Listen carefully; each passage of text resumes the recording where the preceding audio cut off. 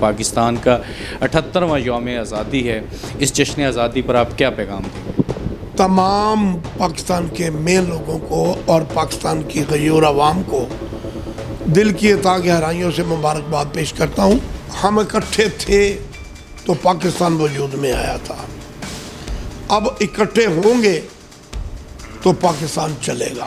मोदी साहब ने बड़ा रौला डाला था, रफाल रफाल हमने ले लिया, हम पाकिस्तान को ये करेंगे वो करेंगे, और सबसे पहले वही उमड़ गए।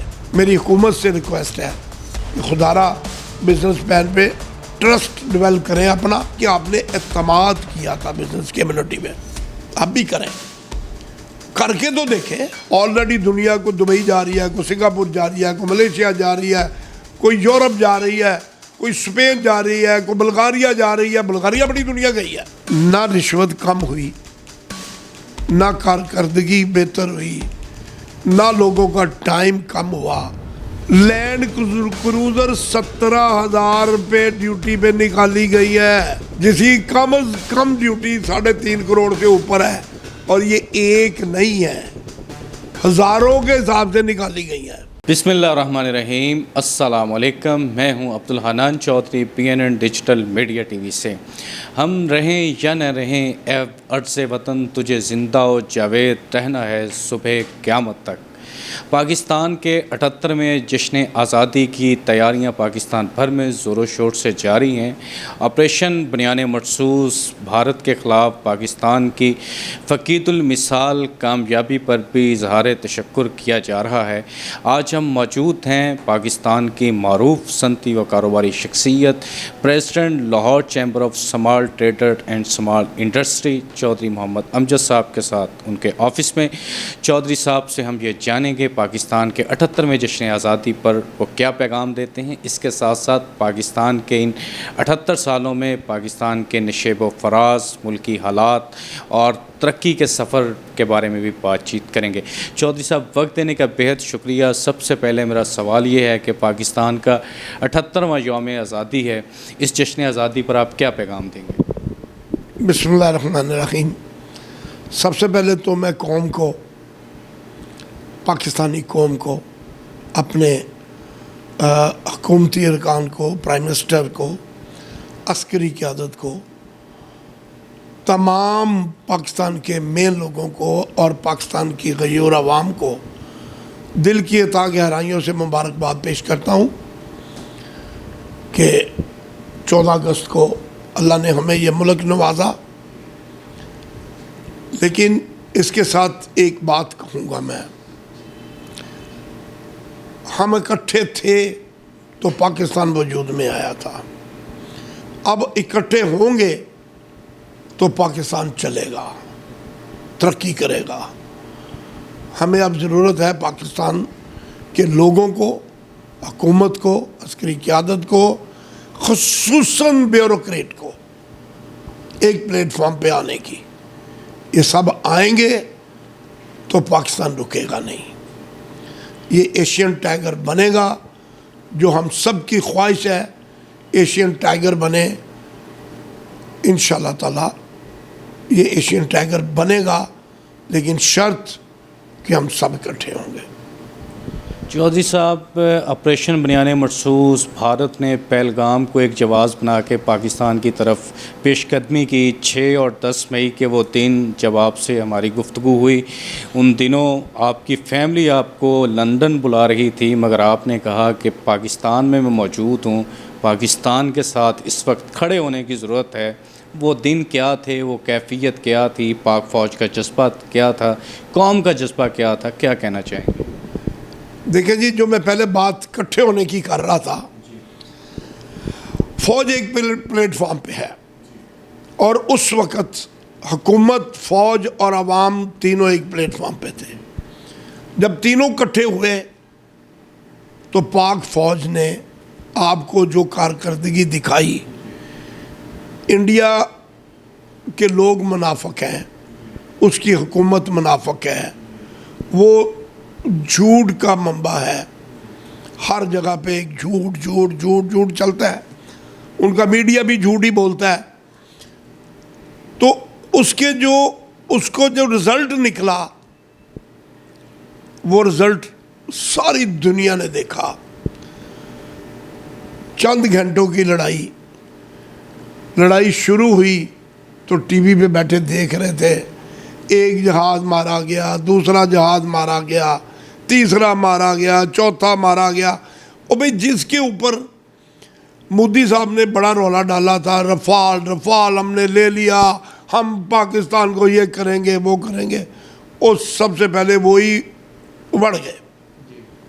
पाकिस्तान ने अल्हम्दुलिल्लाह अल्लाह की मेहरबानी से इंडिया को वो शिकस्त दी कि जिसकी वजह से आज पूरी दुनिया में पाकिस्तान की इतनी इज़्ज़त हो गई, पाकिस्तान के पासपोर्ट की इज़्ज़त हो गई। मैं पिछले दिनों लंदन गया था, आप बिलीव करें इमिग्रेशन में कम, हालांकि मेरी रूटीन है, पाकिस्तान पासपोर्ट पाकिस्तानी देख के तो कम से कम 10, 15, 20 सवाल करते हैं वो मुख्तलिफ। एक सवाल किया उन्होंने, कितने दिन रहना है आपने, तो मुझे स्टैम्प लगा के इमिग्रेशन कर दी। कल मेरा बेटा लंदन गया तो मैंने उससे पूछा, रात जब पहुंचा मैंने कहा आपको क्या क्वेश्चन किए गए? उसने कहा पापा मेरे से सिर्फ एक क्वेश्चन किया गया कि कितने दिन रहना है, उसके अलावा कुछ नहीं पूछा। पोती भी मेरी छोटी साथ थी, 10 साल की उम्र है उसकी, तो उसको सिर्फ पूछा कि आप पहले कभी आई हो? उन्होंने कहा हाँ, तो इमिग्रेशन दे दी गई। जो कि सबज पासपोर्ट दे के पहले तो लाइन से लैदा करते थे, मुख्तलिफ सवाल करते थे, बड़ा टेंशन होती थी। अल्हम्दुलिल्लाह जिस मर्जी मुल्क पे चले जाएं आपके पासपोर्ट की इज्जत हो गई। इस कामयाबी के बाद हमें टैरिफ मुख्तलिफ अच्छे मिलने शुरू हो गए, हमें लोगों की अच्छी वेव्स आनी शुरू हो गई। तो अब इस वेव्स का हमने फ़ायदा उठाना है, इस पॉजिटिविटी का हमने फ़ायदा उठाना है। वो तब उठाएंगे जब हम अपने मुल्क को इकॉनमी की तरफ लेके चलेंगे। हम रेट कम करेंगे, हम बिजली के rate, interest rate, sale tax, income tax, और अपने कारोबारी लोगों को फैसिलिटेट करेंगे, कारोबारी लोगों पे एतबार करेंगे, बिजनेसमैन को आप ट्रस्ट डेवलप करेंगे। मेरी हुकूमत से रिक्वेस्ट है कि खुदारा बिजनेसमैन पे ट्रस्ट डेवलप करें अपना और उसको छूट दें।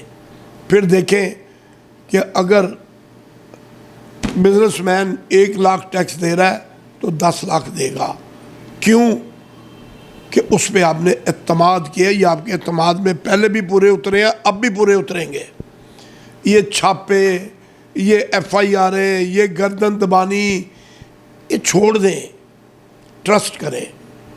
आप देखें अगर ये आपका साथ ना दें तो फिर बात करें, इसमें शक करना छोड़ दें, इसको चोर कहना छोड़ दें, ट्रस्ट करें। करके देखा है, मुझे याद है यूसुफ अब्दुल्ला एक FBR चेयरमैन आए थे, उन्होंने 5 साल के लिए एक छूट दी थी कि जी कोई फैक्ट्री में बंदा नहीं बैठेगा, कोई टैक्स 5 साल आपका चेक नहीं किया जाएगा।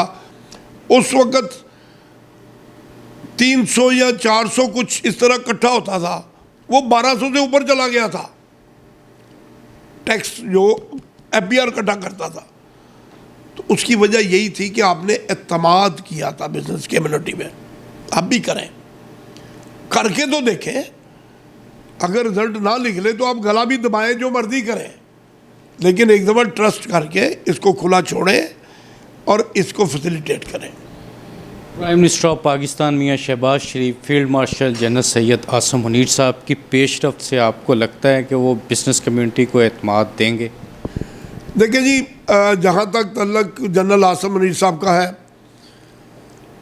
तो वो तो पिछले 2 साल से जो हमने उनकी मीटिंग्स देखी हैं, जो हमने उनके बयानात पढ़े हैं, जो मुख्तलिफ सेमिनार पे देखा है, वो तो बिज़नेस कम्युनिटी का ट्रस्ट बहाल करने की कोशिश कर रहे हैं। अब आ गया prime minister of Pakistan. Prime minister of Pakistan की भी कोशिश है, क्योंकि वो खुद कारोबारी लोग हैं। अब रोड़ा कहाँ पे टिकाया जा रहा है, वो ब्यूरोक्रेट की तरफ से आ रहा है। कभी फेसलेस की सूरत में बिजनेस कम्युनिटी को मारा जा रहा है, कभी बिजली के रेटों में मारा जा रहा है, कभी कहीं 37A लगा के, कहीं 2 लाख का लगा के, कहीं डिजिटल इनवाइसेस का लगा के।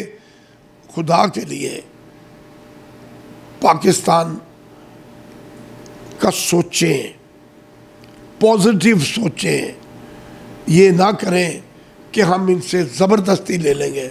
आप जितनी ज़बरदस्ती करेंगे, कारोबारी तबका, कारोबारी लोग शरीफ लोग होते हैं, ये आपसे लड़ाई नहीं करेंगे, चुप करके अपना लपेटेंगे। ऑलरेडी दुनिया को दुबई जा रही है, कोई सिंगापुर जा रही है, कोई मलेशिया जा रही है, कोई यूरोप जा रही है, कोई स्पेन जा रही है, कोई बुल्गारिया जा रही है। बुल्गारिया बड़ी दुनिया गई है, तो बाकी भी चले जाएंगे। खुदा के लिए इनको ना निकालें, इनका सरमाया यहाँ रहने दें, इनको यहाँ काम करने की इजाज़त दें और खुली छुट्टी दें। ये काम करेंगे तो आपको टैक्स देंगे, और अगर आप दबाते ही जाएंगे तो टैक्स कहाँ से मिलेगा आपको। चौधरी साहब, अफसर शाही जो पॉलिसीज़ बनाती है, ख्वाजा आसिफ साहब ने बड़ा दर्दनाक नोहा पड़ा है। क्यों जो ज़मीनी हक़ाइक़ हैं उनको मद्देनज़र नहीं रखा जाता? फेसलेस है, उसको स्टेशन वाइज अगर कर दिया जाए तो सारे मामलात हल हो सकते हैं। अफसर शाही इस मामले में क्यों ज़मीनी हक़ाइक़ के मुताबिक फ़ैसले नहीं लेते? पहली बात है चौधरी साहब कि फेसलेस की ज़रूरत ही नहीं है। ये तब था, इसका फ़ायदा तब था कि अगर जिस सोच में किया गया था कि जी इसमें कारकर्दगी बेहतर होगी, टैक्स ज़्यादा आएगा, रिश्वत कम होगी, ना रिश्वत कम हुई, ना कारकर्दगी बेहतर हुई, ना लोगों का टाइम कम हुआ। जो पहले 2 दिन में कंसाइनमेंट क्लियर होती थी, अब 15-15 दिनों में हो रही है। रिश्वत का बाजार इससे ज़्यादा गर्म है, रोज़ एक नया स्कैंडल आ रहा है।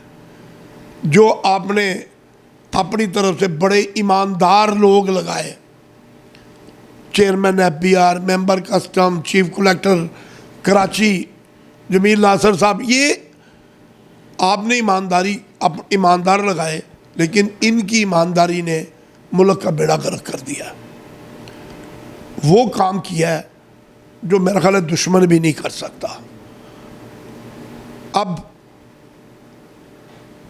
टो का स्कैंडल जमील नासर साहब का आ गया, सोलर का एक स्कैंडल आ गया, अब एक नया स्कैंडल आया है।